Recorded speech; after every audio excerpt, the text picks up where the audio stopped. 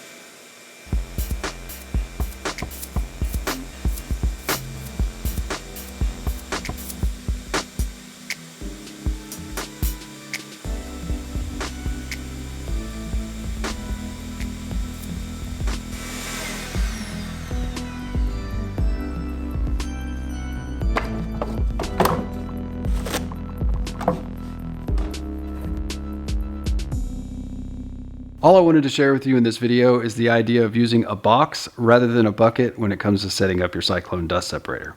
The bucket shape is probably the most efficient shape for the dust collection process with a separator, but boxes actually work well too. And depending on what kind of bucket you have, using a box might actually be a better option. Here in my shop, I'm using a lot of shop vacs for dust collection. Just about all of them are connected to Cyclone dust separators, and they're all connected to boxes, except for the one under the table saw. This is the only bucket shaped container that I have connected to a Cyclone dust separator here in my shop. And I consider this to be a perfect bucket for a few different reasons. Several years ago, I bought 2 of these Chinese Cyclone dust separators off of eBay. I paid about 28 bucks each for them. And at the time I had one small shop vac, and this was my larger shop vac. The motor burned up. I threw the motor out, but I was just throwing scrap material in the container. So when I went to set up the first separator, naturally I just used this container. I feel it's a perfect container because first of all, it was free. I already had it.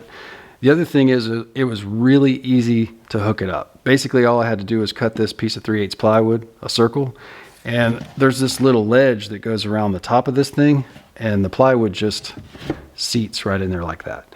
The weight of the separator and the hoses keeps it down, and it's just perfect. It has wheels, it's got a little bit of weight to it.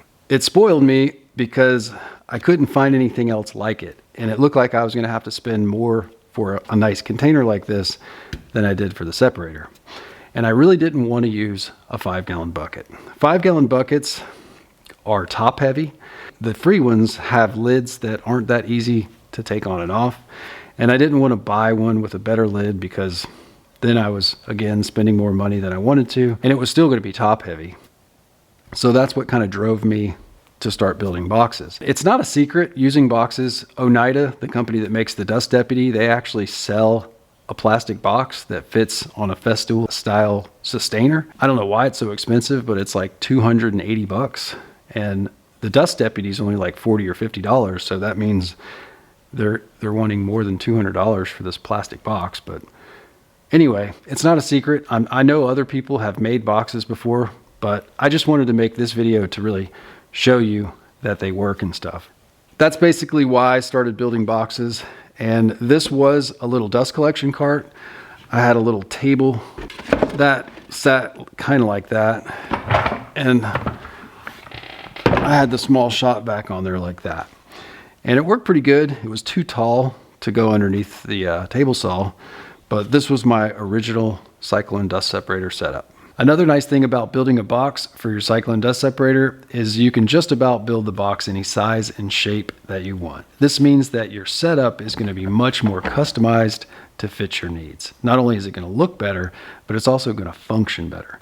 And the box I built in the video is very similar in style to the boxes that I use here in my shop, with the exception of the materials. I put a piece of glass on the front just so that we could watch the dust go into the box.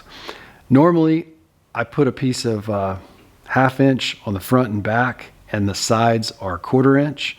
You could actually get away with 1/8 inch hardboard on the sides if you wanted to save even more money. I like to build my boxes out of scrap material, so this is the kind of scrap that I have sitting around.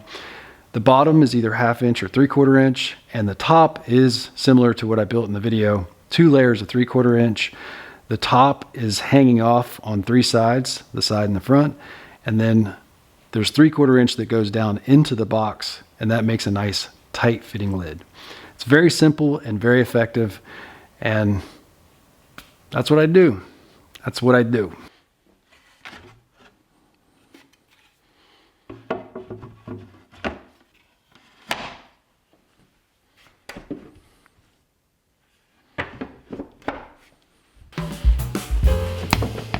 Oh wow.